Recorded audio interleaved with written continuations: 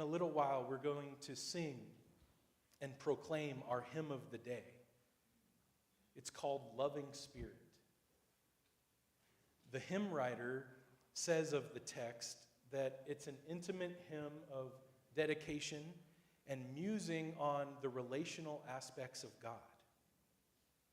It's beautiful. It's called Loving Spirit.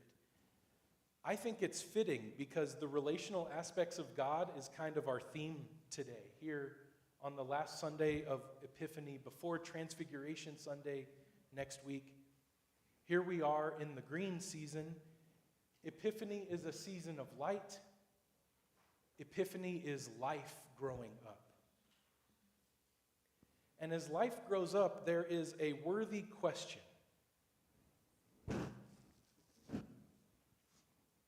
How do we relate to God? How does God relate to us? Well, as good Lutherans, I'm going to tell you, we get our marching orders from the gift of baptism. We start at baptism. But it's not only a start, it's a midpoint reminder. It's a promise at the end. Baptism is an abiding blessing, reminding us of connection to God.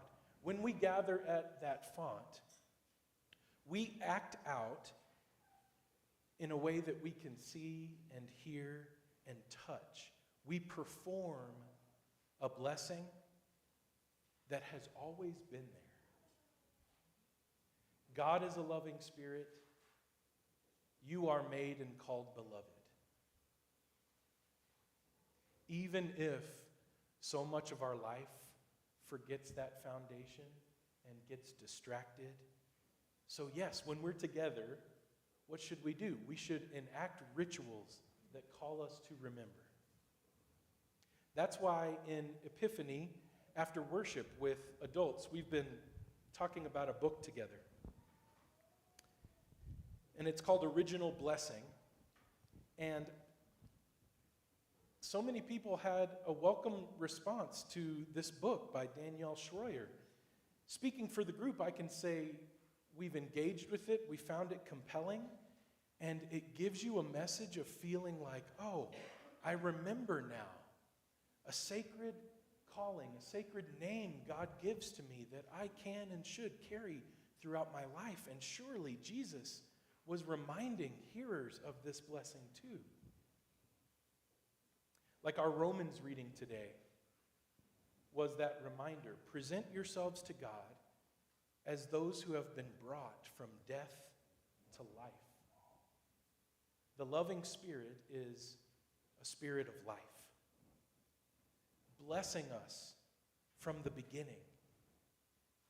And so our encouragement to each other, especially our faithful spiritual encouragement, would be remember that love that created you. Remember this love that is held out for you. Danielle Schroyer takes that message from a reading of Genesis and all the way through Jesus' life and into church life today. And I've invited folks to share about the book with me, about the loving spirit, about the gift of baptism, about we who can choose life. I invited responses, and so I have co-preachers today. Thank the Lord.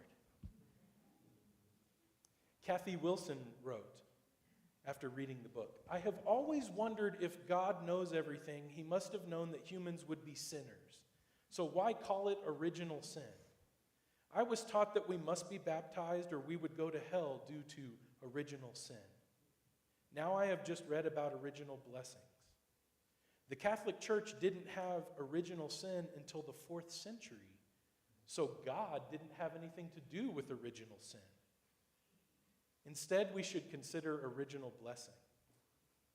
After reading this book, I feel truly confident that I am loved and accepted by God and not cursed. What a relief. And she attaches this quote by Danielle. Original blessing is the stubborn assertion, not that we are perfect, but that we are loved.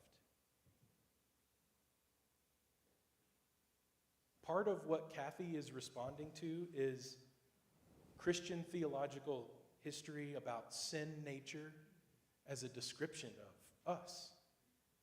And it has dominated other descriptions for some reason. And it informs how we relate to God and how we think God relates to us. Kathy liked that the author was walking through a history of various interpretations. So you know how often we hear the story of the humans in the garden eating the fruit, and it's called the fall? Do you know this? Yes. Well, that theological term wasn't used in wide circulation until about 400 years after Jesus. And that means it came about 1,000 years after the book of Genesis had ever even been written down. For 1,000 years, fall was not some kind of normative description of what happened in the garden. And yet it's been a dominant theme in Christianity for the past 1,500 years. For some of us, one remarkable moment in the book was when she shined a light on, that means that Jesus and the disciples and the Apostle Paul didn't read the story that way. Didn't have that kind of overarching name on the story like fall. It wasn't determinative to their reading like it has been for some of Christian history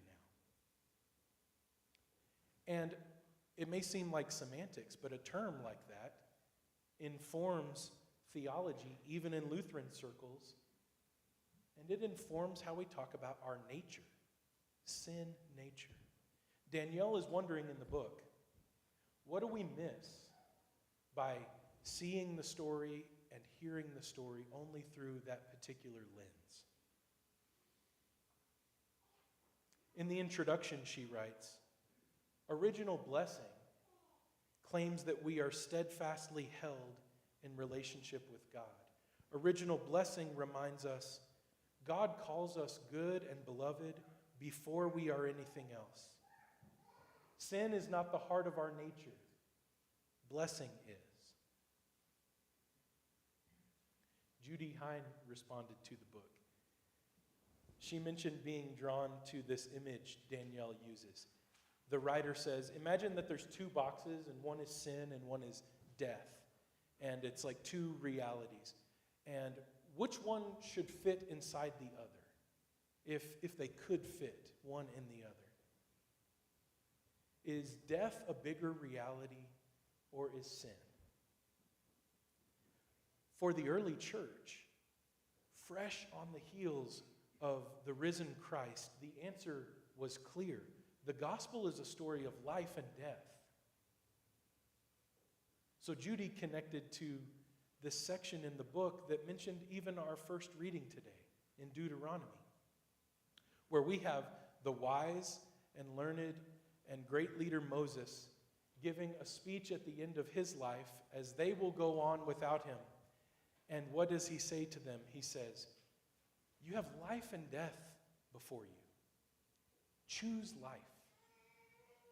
Like he's channeled the story of freedom that they have been a part of, getting out of slavery in Egypt. And his learning is God is a God of life. Choose life over death ways. The gospel is the story of life and death.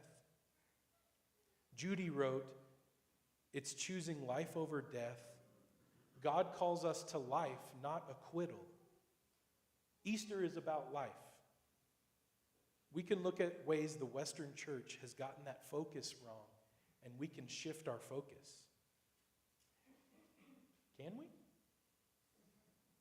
Lord, help us. Judy, I was thinking about that. How would we shift our focus together in community? And I thought of the discipleship process we're offering this Lent called The Way, because it is just a talk about these kinds of things. Sharing your heart, sharing your faith, asking if it can be real in real life. And we'll share about ways that God is active, and then we'll listen for that story in each other. And one way the process is connected to blessing is that the process is about our baptism. The gift of baptism, that is the very gift we're celebrating as our beginning. Before you and I can behave correctly, before we believe correctly, before anything else, we are given a blessing, and it says, you belong. In goodness and in life, you belong. That's the gift of baptism, a gift we want to enact and remember together, and a gift we will celebrate on Wednesday nights. I've pointed to the back 4 times because there's a purple table back there. And Lord, send 50 people today to the table.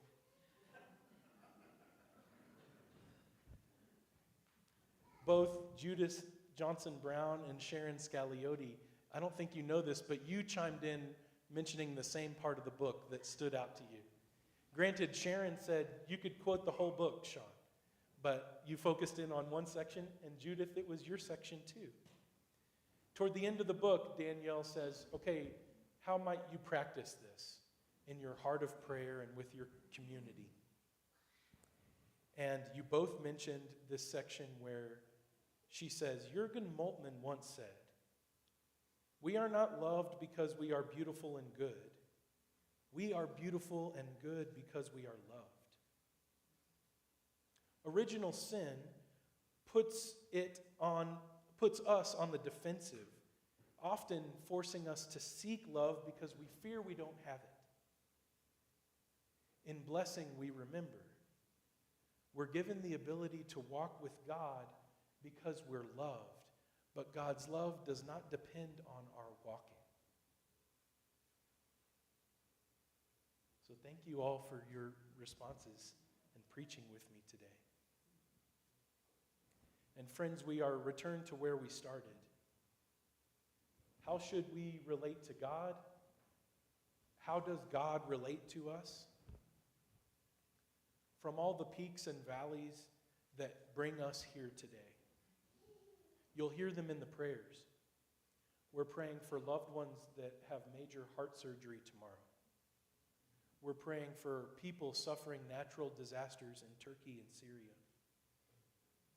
We're celebrating warm days of sunlight and life growing up.